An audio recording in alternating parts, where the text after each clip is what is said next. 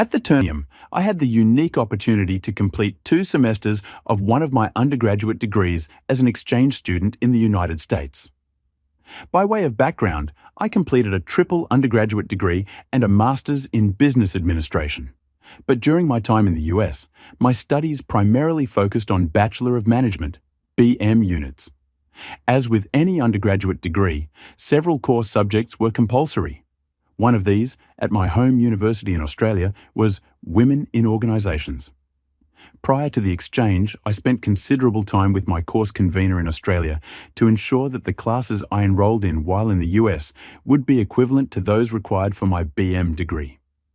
Together, we agreed that Women's Studies, offered at my future university in the US, was a suitably equivalent core subject. It was clear I could not graduate without completing this class. Arriving for my first week at a prestigious university in the US, I was eager to enroll in my subjects for the semester ahead. While such processes are typically done online now, back then, meeting the lecturer, particularly as an exchange student, was the norm.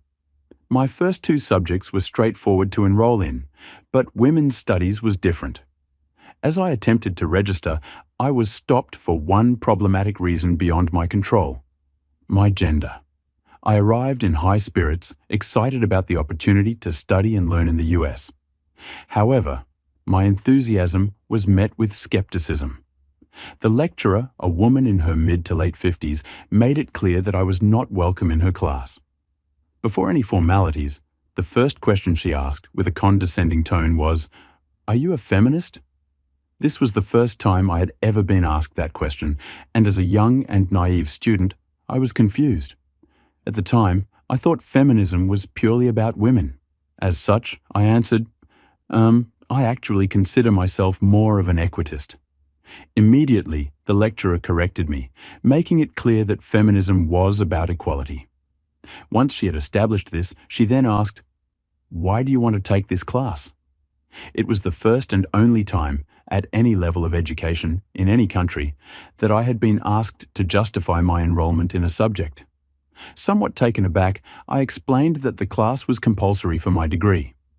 After presenting notes from my Australian course convener to justify my enrollment, she reluctantly accepted my explanation. Ironically, while I had always thought fairness and equality were fundamental principles, I soon learned that accepting this lecturer's definition of feminism was a prerequisite for being allowed in the class. On that day, I discovered I was a feminist, at least by her standards. Before officially enrolling me, she bluntly stated, "You need to know this class isn't a place to meet women." Shocked and a little insulted by this assumption, I responded with a touch of Aussie sarcasm. "Ma'am, I'm a 6'3" athletic, rugby-playing Australian surfer on exchange at an American university dominated by females. I can assure you, I don't need to enroll in a class to meet women." It did not go over well. I quickly learned that humour was not welcome, especially if it could be perceived as sexist. Joking was only acceptable if it was at the expense of men, particularly white men. Eventually, I was allowed to enroll as the only male in the class, apparently the first in its history. At the time, I felt as though I was doing something wrong simply by enrolling in a university subject. According to this highly paid academic, only women could learn about gender. Men had no place in gaining from or contributing to the discussion. As the class progressed, the underlying motive became clearer. Gender studies at Western universities had little to do with education and everything to do with indoctrination. It is far harder to indoctrinate straight white men, particularly when the ideology seeks to make them the enemy.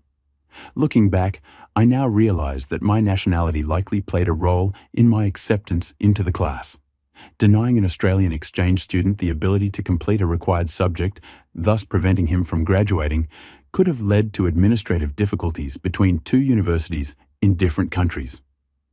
Perhaps letting the foreigner in was simply the easiest option at the time. Ironically, I had to rely on my minority status to access education. Feminism often claims that minorities are perpetually oppressed, yet in this instance, I was only allowed in because I was a minority. Had I been a local, I genuinely believe I would have been denied entry based solely on my gender. Despite my initial apprehension, my first semester of women's studies was an eye-opener.